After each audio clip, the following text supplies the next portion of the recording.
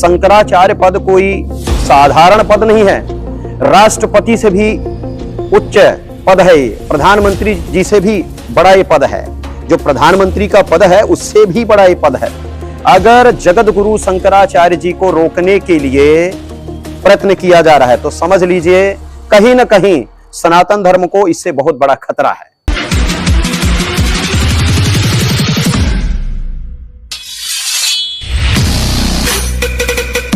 जी। हमारे देश के ही धर्म गुरु शंकराचार्य जी को वो माता की रक्षा के लिए प्रचार प्रसार करने से रोका गया है, तो इसके लिए क्या कहना चाहिए? जय श्री राम, जय मां निकुंबला, जय मां कामाक्षा, जय श्री राम लला सरकार। यह प्रश्न सत्यता सोचनीय है, गंभीर विषय है। भारत देश का धर्मधुरी जिसको हम लोग साक्षात भगवान शिव मानते हैं, शंकराचार्य पद कोई साधारण पद नहीं है। राष्ट्रपति से भी उच्च पद है ये, प्रधानमंत्री जी से भी बड़ा ये पद है। जो प्रधानमंत्री का पद है उससे भी बड़ा ये पद है। अगर जगत गुरु शंकराचार्य जी को रोकने के लिए प्रयत्न किया जा रहा है तो समझ लीजिए कहीं ना कहीं सनातन धर्म को इससे बहुत बड़ा खतरा है। जो शंकराचार्य पूरे समाज को जोड़ने का कार्य कर रहे हैं, पूरे विश्व को गर्वित होने का कार्य कर रहे हैं, सनातन धर्म को बचाने का कार्य कर रहे हैं, अगर उनको रोका गया है तो निंदनीय है, घोर निंदनीय है। और नागालैंड के जो सीएम जी हैं, हमको तो ऐसा लगता है कि वो सनातनी है नहीं, हिंदू है नहीं, वो क्रिश्चियन है। और क्रिश्चियन ही ऐसा कार्य कर सकता है। बहुत जल्दी से जल्दी माननीय श्री नरेंद्र मोदी जी को इस विषय को लेके हस्तक्षेप करना चाहिए। अगर नहीं करते हैं तो कहीं ना कहीं धर्म गुरु अपने आप खड़े हो जाएंगे और अपना पक्ष रखेंगे। जी। तिरुपति बालाजी के मंदिर में जो प्रसाद में जो मिलावट का बात की जा रही है, जी, इसके ऊपर आप क्या कहना चाहिए? क्योंकि प्रसाद तो एक मतलब लोग सब जी मानते हैं, तो उस चीज में अगर ये तो लोगों के साथ मतलब गलत हो रहा है तो इसके लिए क्या कहना चाहिए? जी, ये भी बहुत बड़ा विषय है। और तिरुपति बालाजी भगवान के चरणों में जितने श्रद्धालु जाते हैं, बड़े श्रद्धा के साथ जाते हैं, विश्वास के साथ जाते हैं, और सनातन धर्म का प्राण है वह स्थान। अगर उस जगह में ये नर पिशाच गलत कार्य किए हैं तो घोर निंदनीय है। सच बात तो यही कि अनादिकाल से इन राक्षसों का बोलबाला चला आ रहा है। त्रेता में भी थे, सतयुग में भी थे, द्वापर में भी थे, अब कलयुग में भी हैं। इनके वजह से कहीं ना कहीं सनातन धर्म थोड़ा कुंठित तो होता है और सनातन धर्म इनके वजह से बदनाम भी होता है। लेकिन एक बात को लेकर इनको सोचना चाहिए, जिस प्रकार सूर्य को तुक्ष बादल लेश मात्र किंचित मात्र बाधित नहीं कर सकता, ठीक उसी प्रकार इनका प्रयत्न सनातन धर्म को बाधित नहीं कर सकता। सनातन धर्म अगाध है, विशाल है। सनातन धर्म प्रेम से भरा हुआ वह सागर है जो सबको हृदय से लगाने के लिए संकल्पित है। लेकिन अगर कोई सनातन धर्म को बदनाम करने के लिए खड़ा होगा, संकल्प लेगा, तो कहीं ना कहीं उसका विनाश निश्चित है। जो यह कार्य किए हैं वो न तो सनातनी है न हिंदू हैं, वो पूर्णतः क्रिश्चियन हैं। उन लोगों को समझ जाना चाहिए कि तुक्ष दीपक सूर्य को चैलेंज नहीं दे सकता है, इसलिए वो दीपक हैं। हमारा सनातन धर्म सूर्य है। अगर ऐसा ही कृत्य करते रहे, ऐसा ही कार्य करते रहे, तो कहीं ना कहीं उनका विनाश होने में देरी नहीं होगी। जी सर, बांग्लादेश में हिंदुओं पर हमला हुआ है और जो भारत के मुसलमान हैं वो इसको एक तरीके से पूरी तरीके से दरकिनार कर रहे हैं कि ऐसा कुछ नहीं हुआ है। इस पर आपकी क्या प्रतिक्रिया? देखिए, जो बांग्लादेश में हुआ वो हमारे देश में भी हुआ है, कश्मीर में हुआ हमारे देश में ही हुआ है। बांग्लादेश में जो हमारे माता बहनों के साथ बर्ताव हुआ, वहां के हिंदुओं के साथ बर्ताव हुआ, वहां के हिंदुओं के साथ अत्याचार हुआ, जो नर पिशाच बांग्लादेश में तांडव किए हिंदुओं के साथ, वो तांडव भारत में नहीं होगा, यह परम सत्य है। लेकिन उस विषय को लेके जो मुसलमान भारत के नहीं बोले, कहीं ना कहीं ये मुसलमान भी उनसे मिले हुए हैं। लेकिन सभी मुसलमानों की बात मैं नहीं कहूंगा, इसलिए नहीं कहूंगा क्योंकि मुसलमानों में भी बहुत अच्छे मुसलमान हैं। भारत के हमारे बहुत सारे ऐसे मुसलमान हैं, बड़े प्यारे हैं, जो सनातन धर्म को भी मानते हैं, सनातन धर्म को हृदय से लगाते हैं। कहीं ना कहीं वो अपने देश को बचाने के लिए संकल्पित भी हैं। लेकिन वो कट्टर मुसलमान जैसे ओवैसी नरपिशाच, एक तौकीर रजा नरपिशाच, डॉक्टर नाइक नरपिशाच, इन लोगों के लिए ये विषय है, इनको मैं कह रहा हूं। अगर ऐसी घटना को देख के कोई राजनेता चुप रहे और यहां के वो मुसलमान चुप रहे तो उनको ये कहा जाएगा कि वो ना तो मनुष्य हैं और ना ही मनुष्य की श्रेणी में उनकी गिनती होनी चाहिए। उनकी गिनती होनी चाहिए नर पिशाच की, नर पिशाच में। और जो बांग्लादेश में हुआ है घोर निंदनीय है, पूरे भारत देश को लज्जित किया, पूरे विश्व को लज्जित किया। बांग्लादेश के मुसलमान, कुछ मुसलमान भारत देश को भी कलंकित करने के लिए यहां हैं अभी। उनको ही हटाने का हम लोग संकल्प लिए हैं, उनको मिटाने का भी संकल्प लिए हैं और इसी संकल्प के साथ हम लोग आगे बढ़ रहे हैं। और वो दिन दूर नहीं जब इनका वर्चस्व खत्म होगा और सिर्फ सनातन धर्म की जय जयकार पूरे विश्व में होगी। जी महाराज जी, आपकी भविष्यवाणी हमेशा सत्य होती है, आखिर कैसे संभव है? देखिए, जो इसका जीवन पूर्णतः भारत माता के चरणों के लिए संकल्पित है, परमार्थमय है और पूरे चेतन मनुष्य के चरणों की सेवा के लिए संकल्पित है, उसकी वाणी हमेशा सत्य होती है। मैं तो राम जी के चरणों में अपने मस्तक को रख के, संकल्प को रख के कुछ भी बोल देता हूं, वो पूर्ण हो जाते ही भगवान की कृपा से होता है, भगवान के चरणों की कृपा से होता है। जी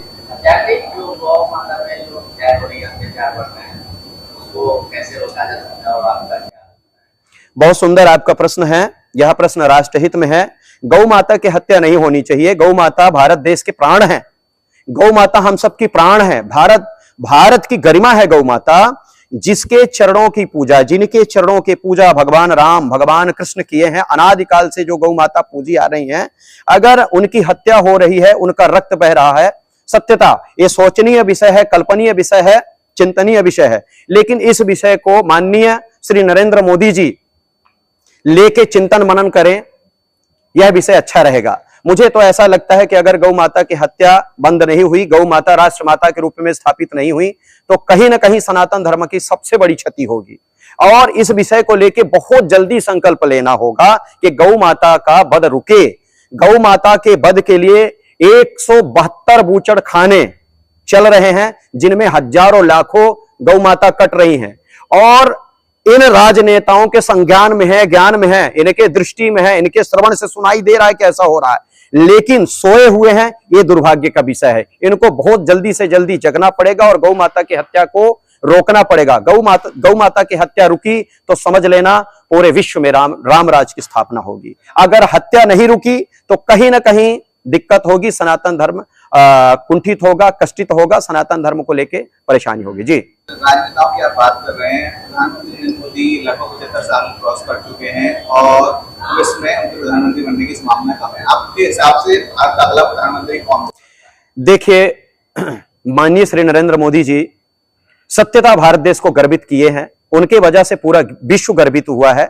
और मैं तो भगवान से प्रार्थना करूंगा कि वो अभी अपना समय दे भारत देश को। अगर वो अपने पद को छोड़ते हैं, जाते हैं, तो सर्वप्रथम नाम आएगा योगी आदित्यनाथ जी का, दूसरा नाम आएगा नितिन गडकरी जी का, तीसरा नाम आएगा शिवराज सिंह चौहान जी का। अभी तो नितिन गडकरी जी को आगे इसलिए नहीं लाया जाएगा क्योंकि उनका स्वास्थ्य ठीक नहीं है और स्वास्थ्य ठीक होने न होने के वजह से उनको नहीं रखा जाएगा सामने। शिवराज सिंह चौहान जी को सर्वप्रथम रखा जाएगा। अगर वो इस पक्ष को ग्रहण नहीं करते हैं तो माननीय श्री योगी आदित्यनाथ जी भविष्यवाणी किस तरीके से करना चाहेंगे? मेरे को दिख रहा है कि श्री योगी आदित्यनाथ जी पूर्णतः प्रधानमंत्री की कुर्सी में बैठेंगे और हिंदुत्व का परचम लहराएंगे और पूरा विश्व उनको लेकर गर्वित होगा। मेरे को तो ऐसा लग रहा है। और कोई पार्टी ऐसा, केजरीवाल हो गए या राहुल गांधी के बारे में कहते हैं? इनकी बात हम नहीं करेंगे। क्या है कि इनके लिए हमारे पास कोई ऐसा शब्द ही नहीं कि बोलूं, लेकिन एक बात बोल देता हूं। ये लोग अगर गौ माता को गौ माता मानने लग गए, सनातन धर्म को सनातन धर्म मानने लग गए, जय श्री राम बोलने लग गए, तो कहीं ना कहीं समय इनको स्पर्श करेगा। इनको भगवान बड़ा सुंदर अवसर दिए जगने के लिए, लेकिन ये जगे ही नहीं, मदांध हो गए। अपने कुर्सी का मद इतना उनको भारी हुआ कि वो अपने आप में ही सो गए। इनके बारे में ज्यादा कुछ नहीं कहेंगे। हम तो सिर्फ इतना कहेंगे, जो भारत माता के चरणों की सेवा के लिए संकल्पित है वही भारत देश में स्थापित रहे, यही मैं चाहता हूँ। एक बड़ा फैसला किया था कि जो भी दुकान या ठेले रोडों पे लग रहे हैं उसमें नाम लिखना जरूरी है, चाहे सलीम का हो चाहे राम का हो। तो जिसकी भी दुकान है उसका नाम होना, जिस नाम से दुकान है, तो उस फैसले को आप कैसे? बिल्कुल सत्य है। श्री योगी आदित्यनाथ जी जो निर्णय लिए सराहनीय निर्णय है, होना चाहिए। देखो, भेदभाव की यहां बात नहीं है, लेश मात्र किंचित मात्र भेदभाव नहीं है। मुसलमान भाई हैं, वो अपना कार्य करे, हिंदू हैं वो अपना कार्य करे, नाम बताने में कोई दोष नहीं है, किंचित मात्र दोष नहीं। अगर कोई वसीम खान है तो वसीम खान लिखे, कोई दिक्कत नहीं, हमारा प्रेम है तो हम उनके पास जाएंगे, वो हमारे पास आएंगे। लेकिन ऐसा नहीं कि वसीम खान राजू बन जाए, फिर राजू बन के किसी हमारे माता बहन को बरगलाएं, फिर उसको लेके चले जाए पाकिस्तान, ठीक है, 36 संतान पैदा कर दे, फिर 55-50 टुकड़े कर दें, ठीक है। इसके लिए रोक लगाना अत्यंत आवश्यक है। माननीय श्री योगी आदित्यनाथ जी जो निर्णय लिए, अपना पक्ष रखे, सराहनीय पक्ष है उनका, उनके पक्ष को लेके हम भी सहमत हैं जी। धीरेन्द्र शास्त्री जी के जो बड़े भाई हैं उनको शिक्षा दी है और कहीं ना कहीं धीरेन्द्र शास्त्री जी भी आपसे कनेक्टेड हैं, तो आपके शिष्य के तौर पर वो आज इतना बड़ा नाम कमा चुके हैं, कैसा फील होता है, कैसा लगता है?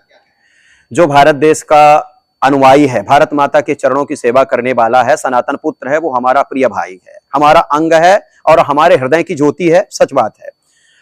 उनके बड़े भैया, बड़े पिताजी के भैया दिनेश गर्ग जी, वो हमारे शिष्य हैं, हमको मानते हैं और हमारे बताए हुए रास्ते पे चलते हैं।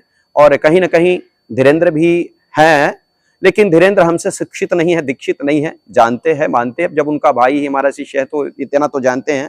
लेकिन हम सिर्फ और सिर्फ इतना चाहते हैं कि इस सनातन धर्म को मजबूत करने के लिए एकजुटता के साथ हम लोग संकल्प लेके आगे बढ़ें।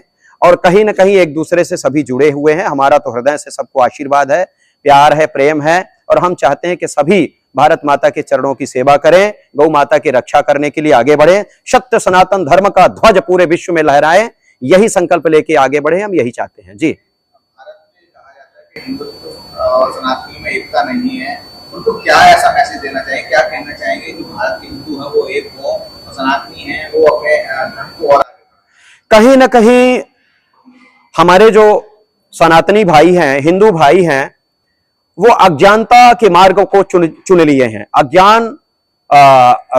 अज्ञानतामय विषय को चुन लिए हैं। उनको ऐसा लगता है कि हमारे ऊपर भेदभाव हो रहा है, हमको लेके भेदभाव हो रहा है। तो मैं कह देना चाहूंगा कि हर एक हिंदू चाहे वो किसी भी जाति पंथ का हो, हर एक हिंदू भारत माता का सुपुत्र है, सनातनी है, लेश मात्र किंचित मात्र भी उसको लेके भेदभाव नहीं हो रहा है। सबसे बड़ा कारण यह है, एक जो नहीं हो रहा है सनातनी, एक जो नहीं हो रहा है हिंदू, सबसे बड़ा कारण है भाषा। भारत देश में कई प्रांत हैं जिन प्रांतों में अलग अलग भाषा बोली जाती है, और इसका सबसे बड़ा उदाहरण हम इस तरीके से देंगे, जैसे कि एक घर में 5 सदस्य हैं, 5 भाई बहन हैं, और कोई इंग्लिश बोल रहा है, कोई संस्कृत बोल रहा है, कोई उर्दू बोल रहा है, कोई अरबी बोल रहा है, कोई कुछ बोल रहा है, कोई कुछ बोल रहा है, ठीक है ना। अगर एक घर के व्यक्ति ही एक दूसरे की भाषा नहीं समझेंगे, बात नहीं समझेंगे, तो कलह होगा, क्लेश होगा, और कहीं ना कहीं घर में कमजोरी आ जाएगी। ठीक उसी प्रकार भारत देश के जितने भी प्रांत हैं, हर एक प्रांतों में सिर्फ और सिर्फ मातृभाषा बोली जाए, हिंदी। इस विषय को लेकर राजनेताओं को जोर देना चाहिए। अब जैसे मैं कनाडा, सॉरी क्षमा करिएगा, मैं गया दक्षिण भारत, ठीक है, तेलंगाना गया और महाराष्ट्र गया, अब जैसे गुजरात गया, इन जगहों में जब मैं जाता हूं तो देखता हूं मराठी कहता है मुझे हिंदी नहीं आती, गुजराती कहता है मुझे हिंदी नहीं आती, तेलंगाना गया तेलुगु बोलने वाला बोलता है मुझे हिंदी नहीं आती। अरे मेरे भाई, तुम सनातनी हो, तुम भारत माता के पुत्र हो, तुम हिंदू हो, तुम अगर अपनी भाषा ही नहीं बोल पाओगे तो भारत माता की रक्षा कैसे करोगे? सर्वप्रथम भारत माता के जो सुपुत्र हैं, जिनको हम हिंदू कहते हैं, सनातनी कहते हैं, इनको एकजुटता के लिए, एकजुट करने के लिए हर एक प्रांत में हिंदी भाषा का प्रचार प्रसार होना अत्यंत आवश्यक है। हर एक व्यक्ति हिंदी बोले, एक दूसरे की भाषा समझे, ताकि हम लोग मजबूत हों। और मेन कारण यही है, भाषा का कारण है। इस विषय को लेकर राजनेताओं को हस्तक्षेप करना चाहिए, बोलना चाहिए जी। एक मैसेज जो आप भारत के हिंदू हैं उनको आप चाहते हैं कि सब भेंट हो, या जो मीडिया के माध्यम से आपको देख रहे हैं, जो एक मैसेज जो आप देना चाहते हैं? जी, हम तो मैसेज यही देना चाहेंगे कि हम सब परमात्मा की संतान है, भगवान की संतान है, एक हैं, लेश मात्र किंचित मात्र भी कोई भी संदेह नहीं है। हम सब संकल्प लेके सनातन धर्म की रक्षा करने के लिए आगे बढ़ें, और हम सबके जीवन का लक्ष्य भी यही है। और कहीं ना कहीं हम लोगों को इस विषय को लेके चलना भी पड़ेगा। माता पिता के चरणों की सेवा करें, गौ माता के चरणों की सेवा करें। भारतीय संस्कृति में वेद पुराणों का बहुत बड़ा महत्व है। वेद पुराणों को जानने की कोशिश करें, अपने धर्म को पहचानने की कोशिश करें, अपने धर्म से अपने धर्म से वंचित ना हो, क्योंकि पूरे विश्व में एक ही धर्म है, सनातन धर्म है। और सनातन धर्म ही हमारा सिखलाता है सबको हृदय से लगाओ, सभी को प्रेम करो, सभी को भगवान का ही अंश जानते हुए उनको सम्मान दो, चरणों की पूजा करो, उपासना करो उनके, और उनको हृदय से लगाते हुए आगे बढ़ो। और जो हमारी नवयुवक पीढ़ी है, सत पुराणों को, सद ग्रंथों को पढ़े, समझे, जाने, माता पिता के चरणों की सेवा करे, सूर्य भगवान की उपासना करे, तभी सनातन धर्म बचेगा। यही हमारा संदेश है। और एक संदेश और राजनेताओं के लिए, जो कहते हो वो करो, तभी सनातनी हो, तभी हिंदू हो। अगर कुछ कह दिए, करने में कुछ नहीं दिखता, तो ना तुम सनातनी हो, ना तुम हिंदू हो। मेरा कहने का तथ्य तात्पर्य यह है कि अगर कहते हो कि मैं सनातनी हूं, तो सर्वप्रथम गौ माता को राष्ट्र माता के रूप में स्थापित कर दो। कहते हो कि मैं हिंदू हूं, तो सर्वप्रथम पावन श्री रामचरितमानस को राष्ट्रीय ग्रंथ के रूप में स्थापित कर दो। कहते हो कि मैं भारत माता का अनुयायी हूं, तो भारत माता के चरणों में गौ माता का रक्त ना बहे, ऐसा संकल्प ले लो। ये भी हमारा संदेश है। जय श्री राम लाला सरकार।